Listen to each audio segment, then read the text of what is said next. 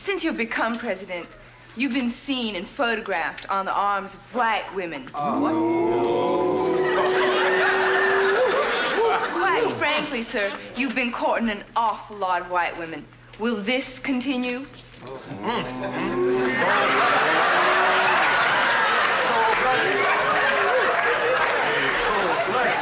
As long as I can keep it up.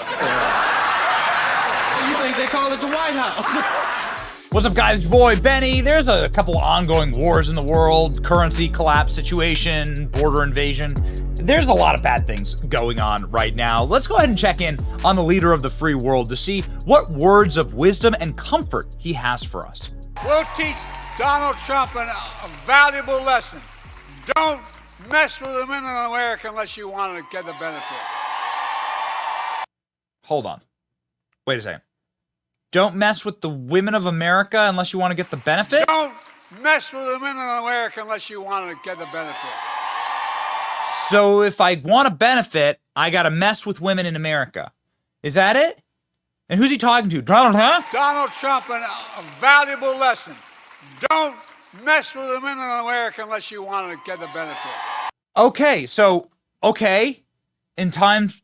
In dire times, which we are living in right now, pandemics, wars, economic collapse, security collapse across the country actually spiraling horrifically everywhere you look, actually. There's nothing good happening. The message from the leader is that don't mess with women unless you want to get a benefit. Okay. So things aren't going great, ladies and gentlemen. Things aren't going great for Joe Biden. There really is nothing that's going well for Joe Biden. You'll recall that this is the same guy who's been a fossil in Washington, D.C., been around forever, doesn't even know how to leave an interview. We think that he crapped his pants during this moment live on TV. During the interview, Joe Biden just got up and walked away. Look at this. They're still live on air. He just wanders off, takes his mic with him. What's going on here? Well, a guy who has dementia, right, who's his president. And Democrats are starting to get really nervous about this. Like, there's an entire operation at the White House. This is reported by Axios, not by Breitbart, by Axios. There's an entire operation called the Don't Let Him Trip operation at the White House in order to prevent Joe Biden from falling down the stairs. Since the stumble in June, he's been wearing tennis shoes. He's been using the short stairs on Air Force One, entering the plane on the lower deck. This is Democrats' worst nightmare, they say. It just gets worse and worse and worse for Joe Biden. This week, after Donald Trump romped to historic victories in Iowa and New Hampshire, Democrats on CNN, some of those people who worked for Joe Biden, people who work for Joe Biden's boss, Obama, started to say and change their tunes just a little bit. There's this guy named Van Jones, who's still very close with Barack Obama in the Obama orbit. And the two Obama acolytes and puppets that are on CNN started to say some very interesting things about Joe Biden. We pay attention to these things, and we decided to listen. You should too. And I would stay hidden, and I'll tell you why. He doesn't inspire confidence, and he's not a great messenger for himself. Joe Biden doesn't inspire confidence, and he's not a great messenger for himself. Well, where'd you come up with that, Van? Teach Donald Trump a valuable lesson. Don't mess with the women in America unless you want to get the benefit. Don't mess with the women in America unless you want to get the benefit. What benefit would there be for messing with women in America? A guy named David Axelrod was also on that panel and had some very curt words of advice for Joe Biden. Again, these are the Obama acolytes who are on the panel, on live TV, on CNN, something that Democrats care a lot about, saying these kind of messages to the resident of the White House. I have said this many times. I think Joe Biden has done some really extraordinary things, and that history will shine on those. But his performance is a problem, and that is reflected in the polls. And what it translates into is an image of weakness. Whether that image is deserved or not given all that he's dealt with, is a different question. But that is the reality. There is a sense that the world's out of control and he's not in command. And that is what Trump is going straight at. So the reason that Democrats are saying this is because they actually care about a single thing, and it's certainly not making life better for you or me in this country. They care about power. And they're telling Joe Biden that he is threatening their power. They're actually beginning to scream that from the rafters and from the rooftop. They're so worried about Donald Trump seizing power again that they refuse to play Donald Trump's victory speeches anymore. They're no longer allowed to broadcast Donald Trump's victory speeches. In fact, the only time you see Donald Trump broadcast on corporate media is when Democrats are literally shaking in fear of what he's about to do to them. Times in the right about it says, in a remarkable sign of a gradual racial realignment between the two parties, the more diverse the swing state, the farther Mr. Biden was behind. And he led only in the whitest of 6. So they're talking about how Joe Biden has no more minority support, right?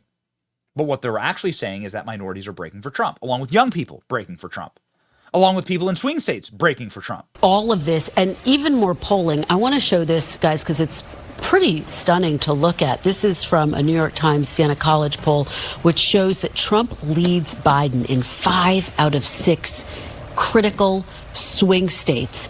And of course, you have this week where Mr. Trump's going to be counter-programming the debate.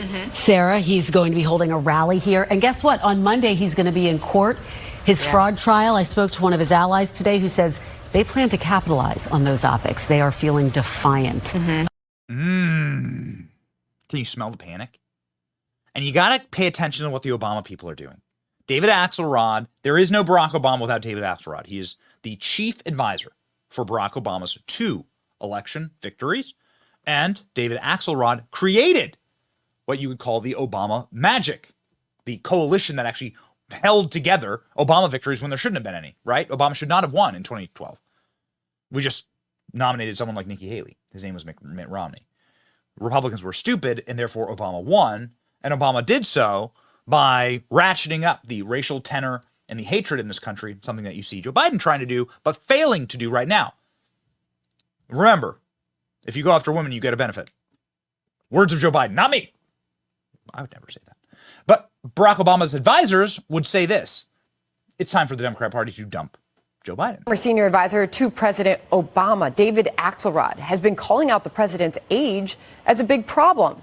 Axelrod's latest comment, I think he has a 50-50 shot here, but no better than that, maybe a little worse. He thinks he can cheat nature here, and it's really risky.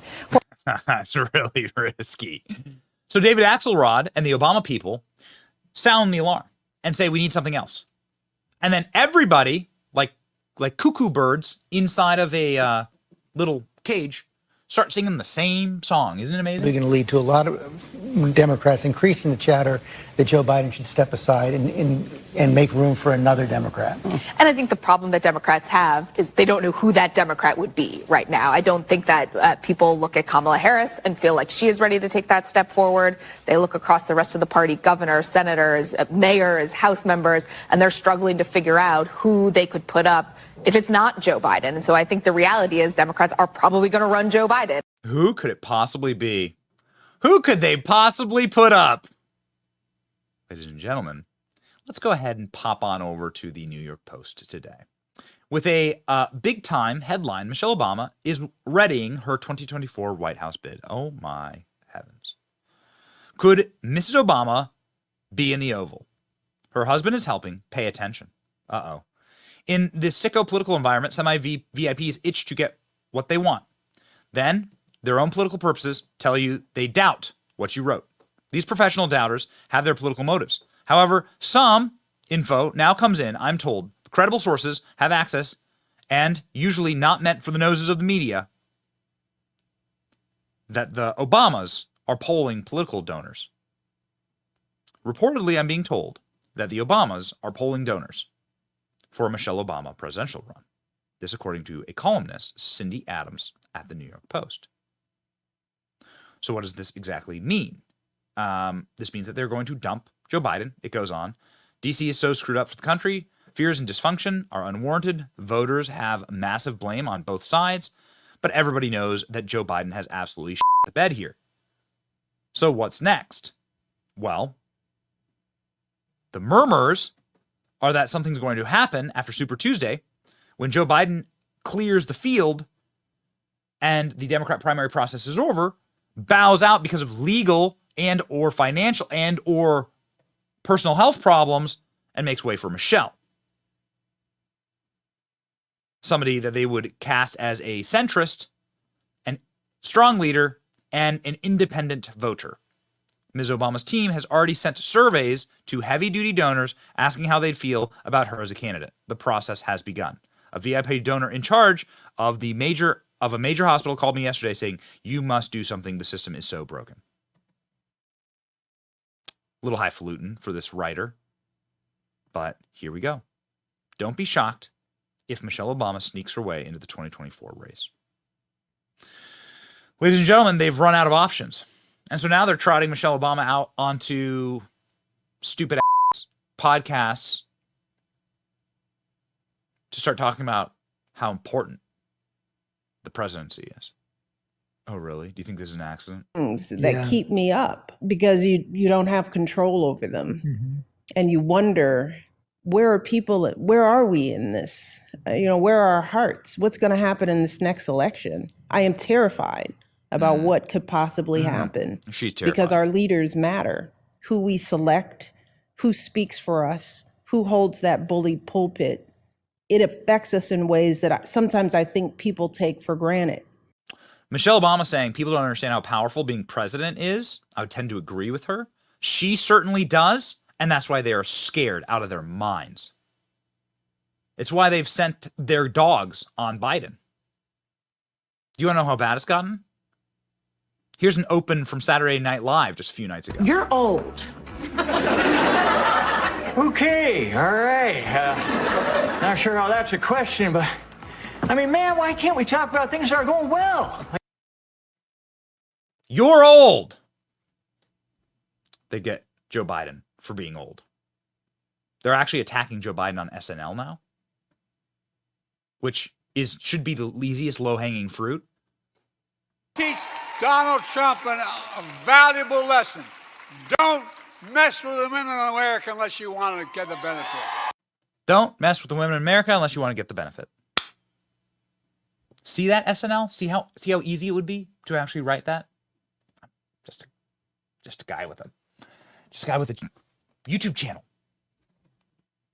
But even I get it. They're readying something.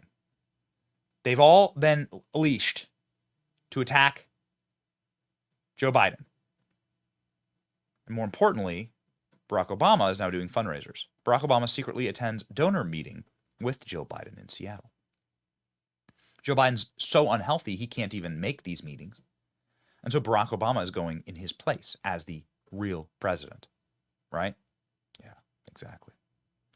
They're seeing the writing on the wall. Obviously, black voters are breaking for Donald Trump. People that aren't stupid. BLM leaders are now endorsing Donald Trump. People who ran against Joe Biden in the presidency, Andrew Yang, for instance, going on national TV, telling Joe Biden he needs to resign. You have your own party telling you to resign. Things aren't good. How about the people who know Michelle Obama the best? I don't know her or pretend to know her. Never even been to Martha's Vineyard. I don't have a private island house. But there are people who do. Michelle Obama's own biographer was on TV just the other day saying, this is what's about to happen. Watch. And I make the case that I believe that Joe Biden is on his way out. I think that's pretty much the consensus. Nobody really believes he'll be the candidate in 2024 because of health, because of corruption, because of his terrible record. And I make the case in my film and book that Michelle has been pretty much copying Barack Obama's path to the White House. Barack had a voter registration organization in Chicago called Project Vote before he ran for president. Michelle founded something called When We All Vote that's supported by the Soros Group for $26 million. She's been running around the country registering people for several years. Barack wrote 2 autobiographies, Dreams from My Father and The Audacity of Hope. Sure enough, Michelle wrote 2 autobiographies, Becoming and The Light We Carry, they're also on Netflix as TV specials. And of course, Barack was the keynote speaker who introduced John Kerry at the 2004 Democrat convention. Sure enough, Michelle introduced Joe Biden at the 2020 Democrat convention. So I think she's positioned herself just like Barack did. So, ladies and gentlemen, are you ready for this? We don't know. Smart people are saying so, saying this is what's going to happen. Joe Biden ain't it. And maybe this is where all the hubris comes from, right? Joe Biden seems weirdly confident, as though they know that the play is about to be called. Joe Biden and his whole team, they should be more scared. They should be more paranoid. They should be more worried. But everyone seems to be calm, as though they know what the plan is. It makes me very suspicious. Very suspicious indeed. We'll see. We'll see what's up. And we'll keep our heads on a swivel. We pay attention to these things. It's your boy Benny. Like, share, and subscribe. See ya.